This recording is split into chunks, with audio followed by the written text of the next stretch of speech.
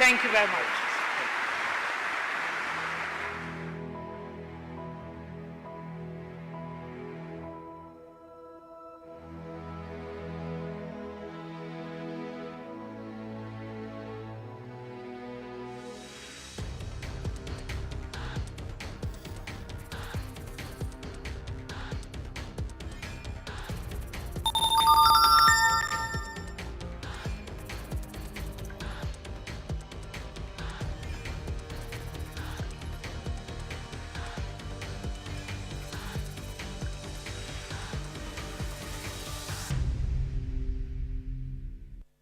Ladies and gentlemen, please welcome to the stage Prime Minister of the Islamic Republic of Pakistan, His Excellency Imran Khan. And from Sky News Arabia, our moderator, Ms. Lubna Boza.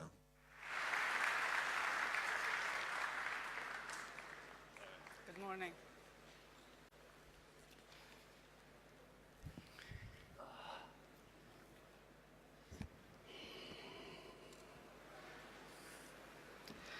Good morning. Good morning, Your Highnesses, Your Excellencies, ladies and gentlemen. It gives me a great pleasure to be part of the FII this year. I'm happy to see a full house and so many familiar faces in the audience. So we've got 40 minutes to discuss Pakistani's economy and to discuss the emerging opportunities that might provide. So good morning and thank you for making the time. Your Excellency, you've assumed office as Prime Minister in August 2018 with a mission to achieve Naya Pakistan, new Pakistan. Tell us more about it. Well, thank you. First of all, let me say what a pleasure it is to be here. Opportunity to talk about Pakistan, investment opportunities.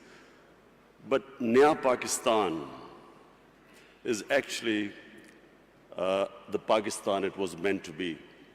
Pakistan was the only state, well, one of the two states made in the name of an ideology which was Islam. So when we talk about Naya Pakistan, it is going back to the vision of the founding fathers of Pakistan. And what the founding fathers of Pakistan envisaged was a state based on the principles of the first Islamic state of Medina. And those principles were justice, meritocracy,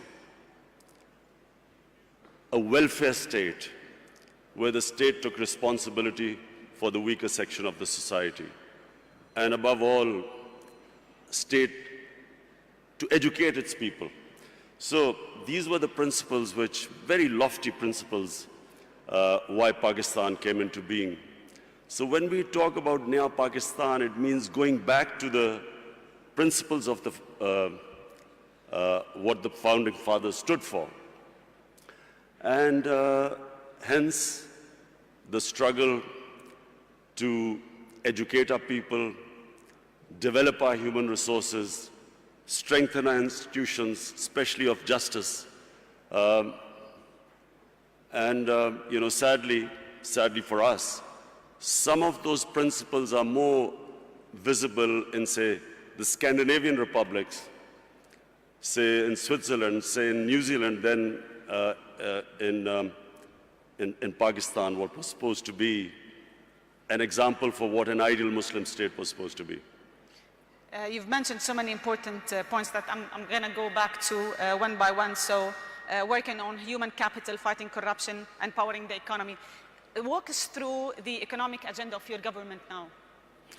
Well, we have been in power for 60 days. We have inherited two big deficits, fiscal deficit, current account deficit. And so the immediate concern for our government is to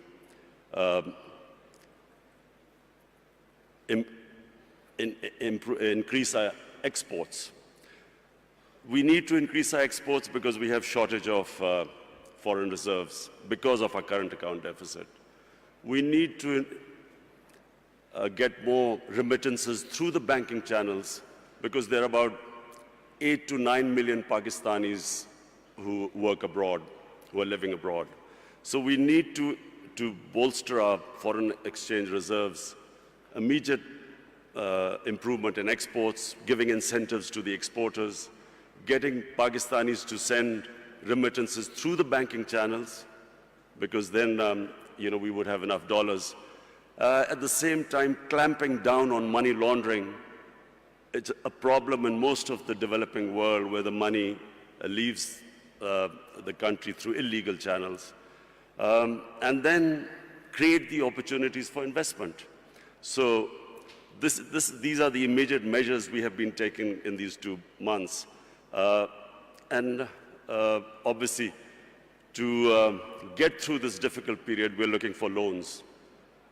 And that's actually my next question, because with such an ambitious agenda, you require resources.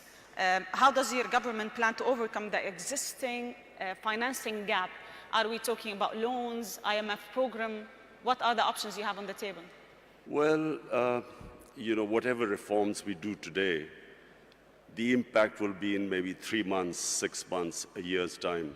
So right now we need to have loans to go through this difficult period of repaying or servicing our debts for our imports. So we are talking to both IMF, and also we are talking to friendly governments that we could go through this difficult period to get loans. So you might be applying for another IMF program? Yes, we're talking to the IMF. What we are hoping is that we can do a bit of both, get some loans from friendly governments, at the same time get a loan from the IMF, and so to go through this period which we feel we have a tough period for the next 3 to 6 months. I'm going to go back to the point you mentioned in your first answer. So during your victory speech, your main point was fighting corruption in Pakistan and powering the economy. How is your government aiming to ensure transparency so you can revive the investors' confidence in Pakistan and investing in Pakistan? Firstly, Lubna, you must understand that corruption is what makes a country poor. Corruption is the main difference between the developed world and the developing world. Countries are not poor because they lack resources. For instance, Congo has so many resources. It's one of the most resource-rich area in the world, as opposed to Switzerland, which comparatively hardly has any resources. The difference is that what corruption does is, it does 2 things. One, it destroys state institutions. When the ruling elite is corrupt, it can only make money by destroying all those institutions that are check and balance in the way of corruption. And secondly, corruption diverts money from human development to mega projects which give mega kickbacks, which leave a country indebted. So Switzerland is one of the most prosperous countries in the world because it has very good governance. It has strong state institutions, and it uses the money to develop its human resources. So in Pakistan, the challenge is, how do we strengthen our institutions enough to make it impossible for people to be corrupt, or corruption at a level which is manageable? And secondly, divert the resources to develop our human resources. This is the challenge of Pakistan. So what we've been trying to do since we've been 60 days in power is to strengthen the state institutions, develop meritocracy. The reasons why state institutions get destroyed is because cronies have been put in key positions, who then, once there is no meritocracy in a state institution, and there's no rule of law, the state institutions do not prevent anyone from stealing money from the country. So this has been the main agenda of our party. And then secondly, to prioritize institutions that will help the exporters. So hence, we have made all the laws at the moment to help our exporters. Unemployment also is a main concern for you. You've been very concerned about youth unemployment. training youth to be able to find jobs and creating jobs. Tell us more about the agenda in that particular field. Pakistan has 100 million people below the age of 35. Yes. Now, in one way, that's a huge opportunity. But secondly, it is a big pressure on the government to find employment for this young population. We have embarked on a very ambitious program. Pakistan has 10 million shortage of houses. So we have embarked on this program that in the first 5 years, we will build 5 million houses. And so hence creating all the conditions, removing all the red tape that comes into the housing sector. Also, of course, trying to attract foreign investment for this housing. At the same time, apart from the housing, what we are trying to do is create the enabling environment for investment. One of Pakistan's strengths are the overseas Pakistanis. We have, as I said before, 8 to 9 million Pakistanis working abroad. We have, if we create the enabling environment, we will then be able to attract their investment. If you see the growth of China and India, one of the first people who invested were the overseas Indians and overseas Chinese who came back. So we have this big resource lying outside Pakistan. Our main effort is to create the enabling environment, make it easy to do business, the ease of doing business, bringing down the cost of doing business, and attracting this investment. Speaking of China, you've always spoke about how good China is in bringing 700 million people out of poverty. And I think the China-Pakistan Economic Corridor, or what you call CPEC, is being debated a lot lately. I would like to understand more about it from a Pakistan angle. First of all, let me just say two things about China, which for Pakistanis is very attractive. One is that China is the only country in human history which brought out 700 million people out of poverty in 30 years. Secondly, China has, in the last 5-6 years, really clamped down on corruption. In the last 4 years, I think they convicted about 415 government ministers in corruption cases. So these are the two problems which face Pakistan. We have corruption, and so we are going to look for ways, because white-collar crime is very difficult, especially in our countries, to catch, because we do not have the people. Absolutely. We do not have those who understand, who can convict white-collar criminals. So we are going to get help from China. And secondly, all the ways, the way they have brought this huge amount of humanity out of poverty. So poverty alleviation is the second thing which we learn from China, and I'm going there next month. So we hope to, we've already asked the Chinese government to help us in these two areas. CPEC is a great opportunity for Pakistan. CPEC connects us to China, which is one of the biggest markets. Because of CPEC, we are developing Gwadar, which is, after Singapore, the second deepest port. And because of CPEC, we are developing these special economic zones where we will invite investments from all over. So hence, provided we get our governance structure right, CPEC is a great opportunity for Pakistan. And actually, that leads to my second question, that this whole collaboration with China, how can it help Pakistan bring more international investors? Well, simply because China, A, is a huge market. Secondly, the CPEC is this route which connects us, China, right down to Gwadar. So we have all this opportunity with these special economic zones to invite people. It gives a great opportunity for investment. And remember Pakistan's strategic position. It is sitting next to two of the biggest markets, India on one side, China there, and then, of course, inshallah, when peace returns to Afghanistan, then we have this all the way to Central Asia. So Pakistan is strategically probably one of those countries blessed. It is placed in one of the great positions in the geography of the world. And actually, I would like to comment on this point, but because rightly so, like Pakistan is very well placed to connect Central Asia, Middle East, China, and the Eastern markets. Do you have a plan to leverage on that natural advantage? The plan is to create the enabling environment in Pakistan so that we can attract investors. Not just foreign investors, not just overseas Pakistani investors, even our own investors who, unfortunately, because of our poor governance system, were not really investing in Pakistan. We didn't even give them enough incentives, and I'm talking about Pakistani investors. So we are restructuring our duty structure. We are our tax incentives. We are restructuring everything so to incentivize people to invest. What are the sectors that you think investors would be more interested in Pakistan? Minerals.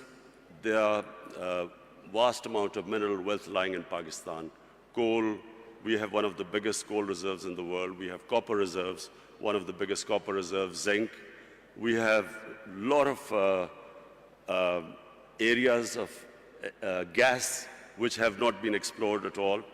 But then we have tourism. You see, Pakistan is one of the most diverse countries in the world. Pakistan starts with alpine in the north. We have alpine climate.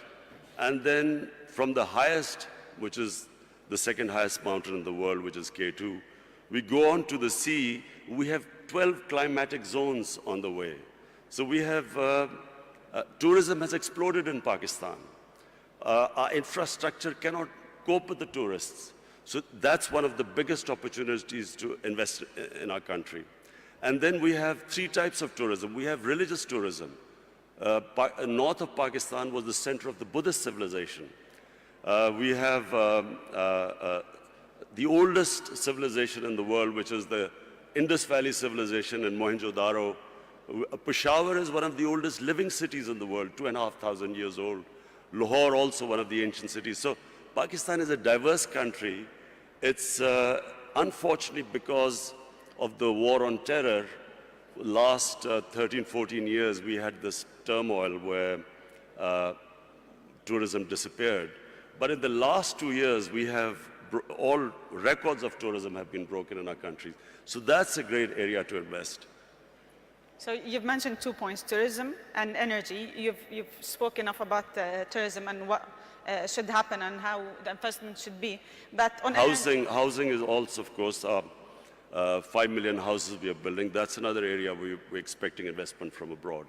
Let me talk about energy, because I think finding a sustainable fuel and gas supply by investing in Pakistan's own production is vital for your economy.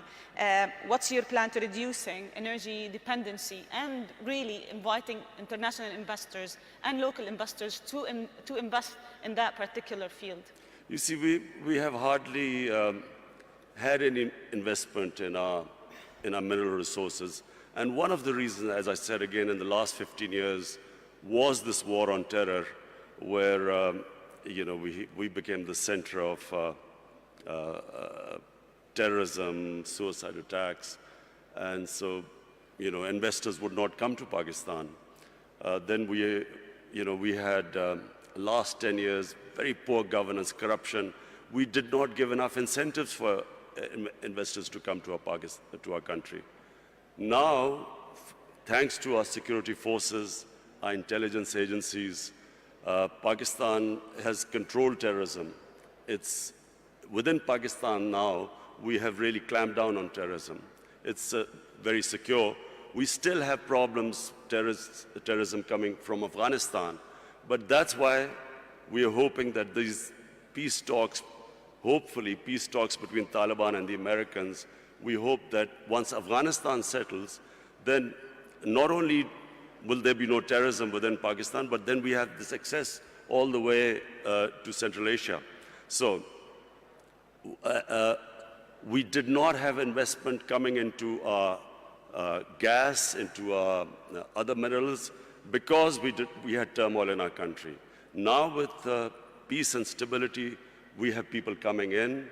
We have some of the big giants in the energy sector now showing interest. In fact, in December, I think Exxon is coming in Pakistan. They're coming back to Pakistan. And also we want to give incentives for the people in the investors in the energy sector to come and invest in our country. Your Excellency, from here, from the FII, what message do you want to give the world about Pakistan? The message is that Pakistan is a country with great potential. In the 60s, Pakistan was growing faster than almost any country in Asia, and that's because we had the best governance system. We unfortunately lost our way. In the 80s, we ended up in what was the Afghan Jihad. We then had remnants of the Afghan Jihad throughout the 90s. 9/11, post 9/11, we suffered from terrorism. And then our governance system also, unfortunately, did not enable us to attract investment. Now, Pakistan, in my opinion, is ready. I repeat, the biggest resource in Pakistan are the 100 million Pakistanis below the age of 35. It's a huge potential in the country. We have a diverse, mineral-rich country, one of the most fertile lands in the Indus Valley Basin.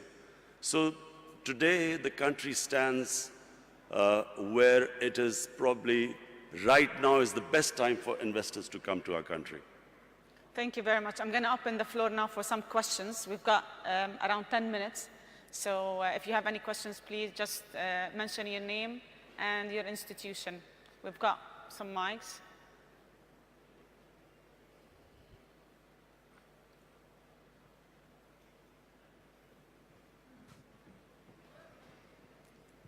I think I was very comprehensive.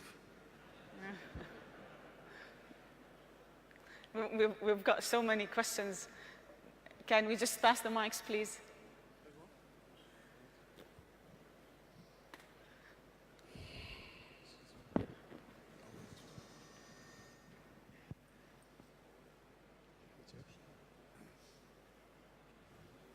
Bismillah ar-Rahman ar-Rahim. Your Excellency, welcome to Saudi Arabia. Okay, welcome. Saudi Arabia businessmen are really very much looking at investment opportunities in Pakistan. We have a lack of information. I think we need to strengthen the economic section of the Pakistani embassy in Saudi Arabia so that the Saudi businessmen have full information. We believe, from our experience, with the expertise of Pakistanis working in Saudi Arabia, who really shared with us our experience of development, they really show a potential to build a great country in Pakistan, like helping us to build a great country in Saudi Arabia. So we are looking forward to get more information about Pakistan because many Saudi businessmen are interested for investment in Pakistan. Thank you. Thank you.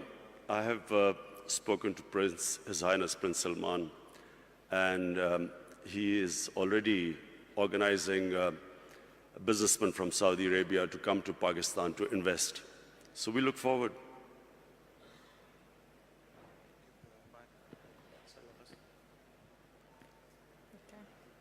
I'll take two more questions.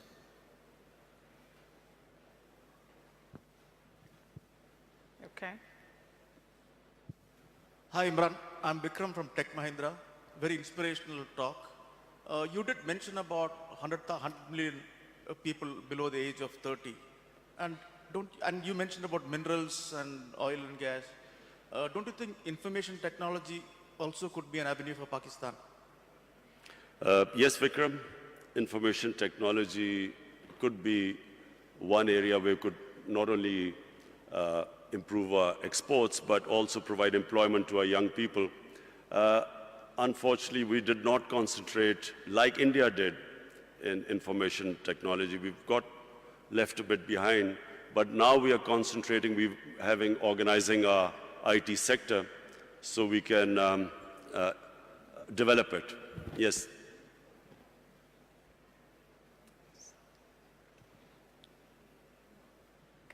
Assalamu alaikum, Khan Saab. My name is Kashif Khan. I'm a private equity and investor from the Middle East.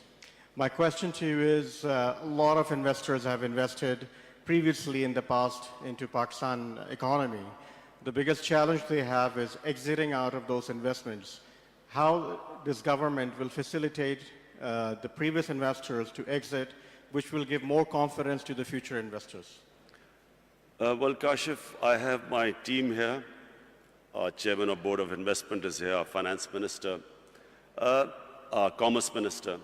The whole idea is, in Pakistan right now, is how to make it easier for people to invest, the ease of doing business. We are already working on it, trying to remove all impediments. In fact, we are now about to develop a one-window operation for investors, that anyone who wants to invest in Pakistan, he will just be able to contact one point where they can contact, and any problems they are having, we will remove. So we are now determined that the only way the country can go forward and we can provide employment to this young population is by helping the investors. And you will find things improving by the day. So we will have one more question before we wrap up. Heather Henyan from Mindshift Capital. Hello. Assalamu alaikum, Your Excellency. Welcome to Riyadh. Pakistan is one of the largest importers of oil, and Saudi being one of the largest exporters. So can you maybe shed light on the possibilities of potential cooperation in oil refineries or downstream opportunities in manufacturing in Pakistan? Well, we are already talking to Saudi investors for an oil refinery to be built in Pakistan. In fact, we need 2 oil refineries in Pakistan bearing the amount of demand. So yes, the answer is yes, we are talking to Saudi Arabia. We have already met Saudi investors who just came over to Pakistan. And there is cooperation, and there's going to be increasing cooperation between Saudi Arabia and Pakistan. So we have one more question. Okay. Oh, sorry, over here. Heather Henyan from Mindshift Capital. Just to ask about the gender strategy for Pakistan. We know that women have played a very strong role in microfinance, in the business of Pakistan, and in the formal economy of Pakistan. Can you talk more about the role that you see for women going forward as entrepreneurs and their role in the business sector? Thank you. The most important thing at the moment for our government is to ensure that we raise a female literacy in our country. Unfortunately, in literacy, we have got left behind in the subcontinent, but specifically female literacy. So you can only empower women, really, if you educate them. So in the 5 years when we were in power in Khyber Pakhtunkhwa, the province our government was in power, we decided that every 100 new colleges to be built in Khyber Pakhtunkhwa, 70 would be for women. Similarly, in primary, all primary education schools which we were going to open, out of 100, 70 would be for women. So that's number one. Secondly, we have this housing project which we've started. We are, at the bottom tier, we are doing microfinance for the poorest of the poor. This is affordable housing. And for the poorest of the poor, we are introducing microfinance. And there also we are involving women because we find that they are always in microfinance, they always pay back the loans much better than the ratio which men pay back. But apart from that, we're trying to do something which sadly hasn't happened in Pakistan. Women do not get their inheritance rights, which is mentioned in the Sharia. In Pakistan, in rural areas, women don't get their rights. So also financially empower them by ensuring that they get their inheritance rights. So we've got another question, please. Mr. President, this has been Hindi from Dubai, UAE.